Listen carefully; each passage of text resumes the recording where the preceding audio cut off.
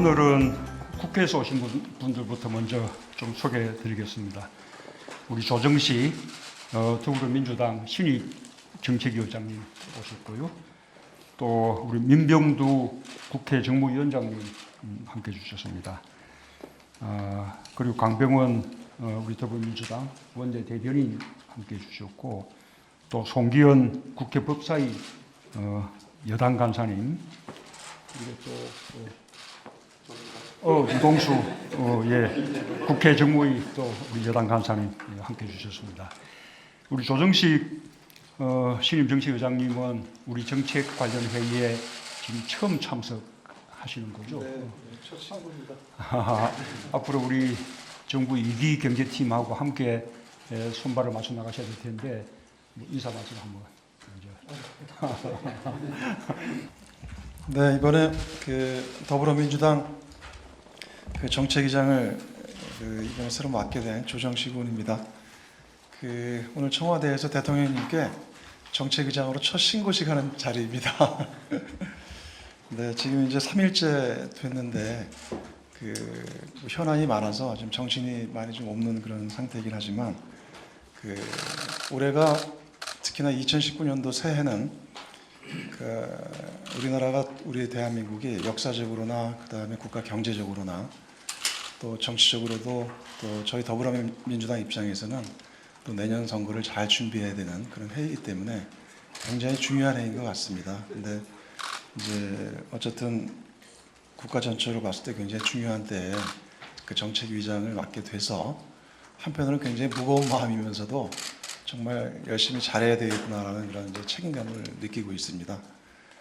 특히나 올해는 당정청이 특히 하나가 돼서 한반도 평화와 그리고 포용국가 그리고 혁신 성장을 정말 잘 뒷받침하고 그리고 성과로서 결실을 반드시 내는 한 해가 돼야 되겠다 이렇게 아무튼 각오를 가지고 앞으로 정책위장으로서 또 맡은 바 소임을 열심히 잘 또 대통령 모시고 잘 할 수 있도록 하겠습니다. 네, 열심히 하겠습니다. 고맙습니다. 예, 지난해 11월 공정경제 전략회의에 이어 두 번째 회의입니다. 두 달 만에 당정청이 다시 함께 모인 이유는 지금 우리에게 공정경제가 그만큼 중요하기 때문입니다. 신년 기자회견 때 혁신성장과 포용국가를 강조해서 말씀드렸는데 혁신도 포용도 모두 공정경제가 뒷받침되어야 이룰 수 있습니다. 혁신적 아이디어와 제품이 보호받지 못하면 혁신은 파묻히고 말 것입니다. 올해 초 메이커 스페이스를 방문했을 때 아이디어가 넘치는 청년 창업자들과 혁신 제품들을 보면서 우리의 혁신 능력을 다시 한번 확인할 수 있었습니다. 그러나 좋은 아이디어들이 넘친다 하더라도 혁신적 아이디어를 성공으로 이끌어주기 위해서는 사회적 안전판이 뒷받침되어야 합니다. 수많은 청년 창업가와 개척자들의 아이디어와 도전 정신을 지켜주고 또 쓰러져도 다시 일으켜 세워주는 것이 바로 공정경제입니다. 공정경제가 만든 상생의 기반 위에서 정당한 보상이 주어질 때 혁신은 더욱 활발해질 것이며 혁신 성장의 열매가 공정하고 고르게 나누어질 때 포용국가도 가능해질 것입니다. 지난해 우리는 공정경제의 기반을 닦았습니다. 을을 보호하면서 각과 함께 상생하고자 노력했습니다. 그 결과 의미 있는 성과들이 있었습니다. 영세 소상공인의 생존권 보호를 위해 생계형 적합업종을 법제화했습니다. 가맹점의 불공정 신고에 대한 가맹본부의 보복행위를 금지하고 보복행위에 대해 손해액의 3배를 배상하도록 하여 가맹점 보호를 강화했습니다. 대기업이 하도급 업체에 원가 등 경영자료를 요구하거나 전속 거래를 강요하는 행위를 금지하여 중소기업의 차별을 막았습니다. 상생 결제 액수가 사상 최초로 100조 원을 돌파하여 중소협력사들의 경영에 큰 도움이 되었습니다. 올해는 하도급 대금 직부를 확대하여 원청자가 부도나더라도 하도급 업체가 발주자로부터 직접 대금을 받을 수 있도록 할 것입니다. 정부의 이러한 노력이 몇 가지 지표로 확인이 되고 있습니다. 공정위의 하도급 서면 실태 조사에서 대기업의 부당한 대금을 경험했다는 하도급 업체 비율이 2017년 4.2%에서 2018년 3.5%로 줄었습니다. 하도급 관행이 개선되었다고 응답한 비율도 2017년 86.9%에서 2018년 94%로 상승했습니다. 중소기업 중앙회의 조사에 의하면 범정부 종합대책이 대기업의 기술 탈취 근절에 도움이 된다는 응답 비율이 훨씬 높았습니다. 우리 사회에 공정경제의 뿌리가 내려지고 있음을 보여주는 지표들이어서 매우 반갑습니다. 공정위와 또 관계 부처들의 노고를 취하합니다. 우리 사회에 갑과 을이라는 말이 아예 사라지도록 더욱 노력해 주길 바랍니다. 공정경제를 위해서는 대기업의 책임 있는 자세가 중요합니다.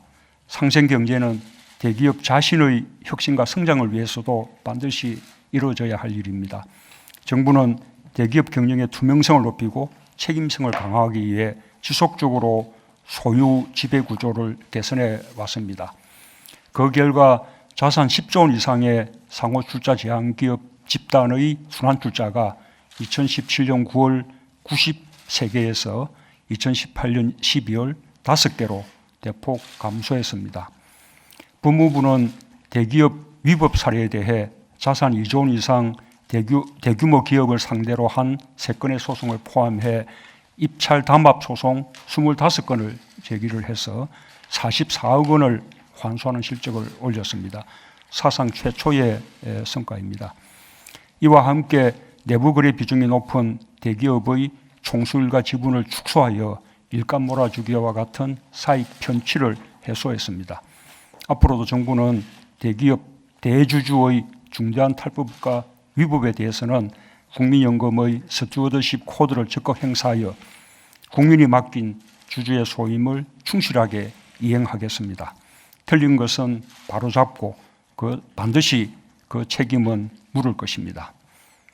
올해는 무엇보다 공정경제의 성과를 국민들이 직접 체감할 수 있도록 소비자 권익 보호를 위한 과제도 적극 발굴 추진해야 합니다. 금융, 통신, 전자상거래 등에서 불공정한 거래로 소비자가 피해 입지 않도록 영업 관행과 약관 등을 면밀히 살펴보고 개선 방안을 마련해 주기 바랍니다. 공정경제를 공공 분야에서부터 선도할 수 있도록 공공기관의 불공정 관행에 대해서도 철저한 관리 감독이 필요합니다.